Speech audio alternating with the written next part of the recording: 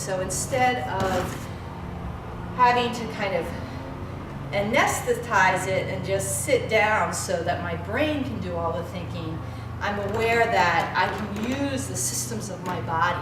How can you circulatory system, bone, organ, respiratory system, like how can you use these different systems and awarenesses of the systems to actually create language, to make language come from the body, like literally come from the body, like you know, sounds are part of it.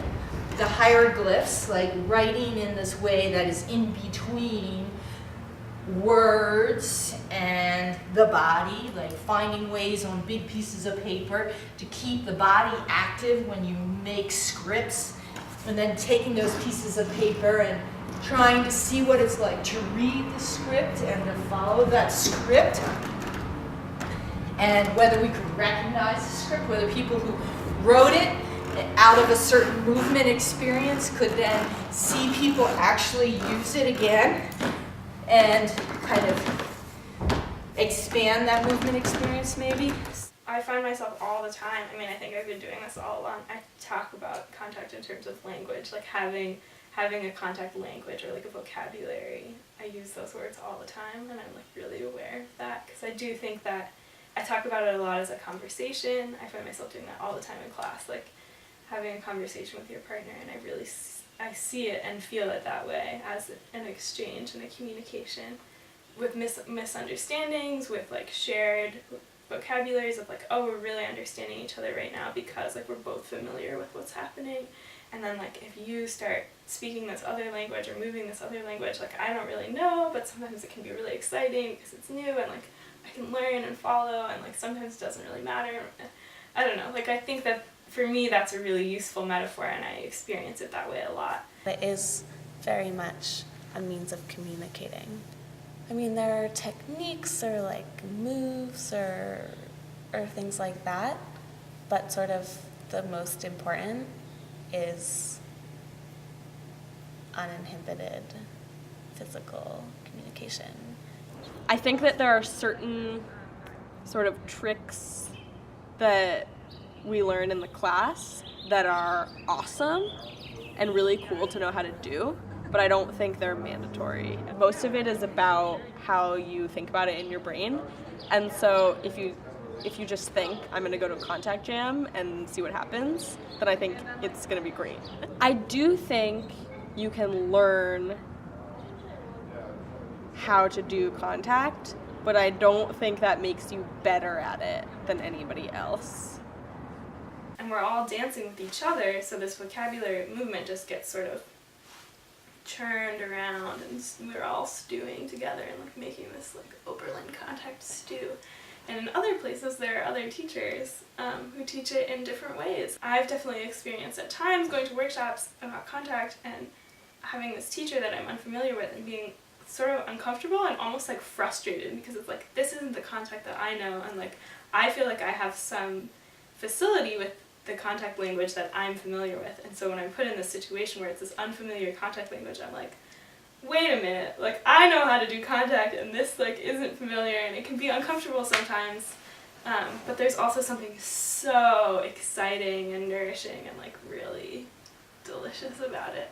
You kind of like dance around a little bit with them and like take some little leaps, see if you can find some support in their arms. Okay? Am I literate in this? And in what ways am I literate in body language? And in what ways is like somebody who is a dancer and needs to dance and has been dancing, you know, like dances no matter what, the way that I do other things no matter what, like how is that person literate, like more like body literate, or body literate in a different way? More like professional forms of dance are more about like technique and skill, because they're going to be performed for an audience that's probably going to pay to see them. But like with contact, why would you pay to watch someone who like doesn't have like typical skill? I feel like anyone could do it. I love talking while I dance, and I love like introducing noise and telling stories and all of these things. and I don't think it always does this, but I think there are particular times where I start to get really in my head about like, okay, this is what's happening now, and this is what I'm doing, and it starts to be like sort of performative or narrative in this different way that's more about like, I'm doing this, and I'm demonstrating this, and I'm like telling myself these stories, which I think is useful, but it's really different. It's just a foot in the air, in the sky. So it's like those hot air balloons. I could reach it. I feel like I'm the plow. A poop. I'm plowing the poop. there's a foot in my eye. Hand on a belly. Oh, my chin is stuck to her elbow. Having the camera in contact class has been A, unobtrusive, B, when I notice it and think, oh, I'm in sight of the camera right now, that's like a portal for my thoughts to like go through this wormhole into, oh, now I'm thinking about stuff. And so it's not so much like, I'm in the line of the camera, what did the camera just see? Oh my god, my shirt just went up, like, this is a really awkward angle, you know, or like, but just like, oh, I'm noticing this thing outside of myself interacting with me and I'm interacting with it, and now I'm in this interaction with this object that's not interacting back with me actually, and not touching me, and therefore I'm not, like, present in my body and what I'm touching.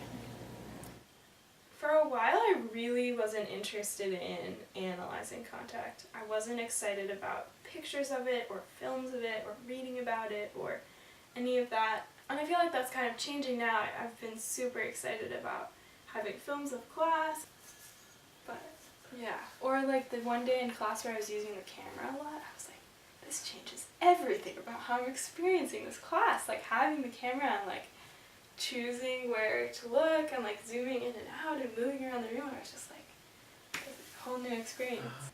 I've sort of interacted with it as just another person watching, which there are always people in the room watching, and so, I don't know, it was definitely like a weird thing for the first 5 minutes, and then I got over it. I don't know. I think it changes the space, but not really very differently than just a person watching changes the space. That idea, I think, of bearing witness to creation and to destruction, which contact has both, I think, is a very important one. And so in terms of like the camera being there as another witness, as sort of a different kind of witness, I think it's cool. I think it's really cool, yeah. So there is a physical language that you become more accustomed to. The skills that you learn in contact in terms of listening to other people and interacting with them in like this physical, platonic way is something that's innate in all of us, but something that we repress. The dance as sort of a reflection of our humanness in the world. We're so trained to not be attuned to our physical instincts and to shut them down and to be self-conscious of our bodies. I feel like we don't have a lot of places where we get to have this like body contact, and I love contact so deeply for being in this place where I feel like I can get this satisfaction. I think that I've learned more than just how to do contact improv. And it's about being brave and courageous and doing that, you know, loving bravely.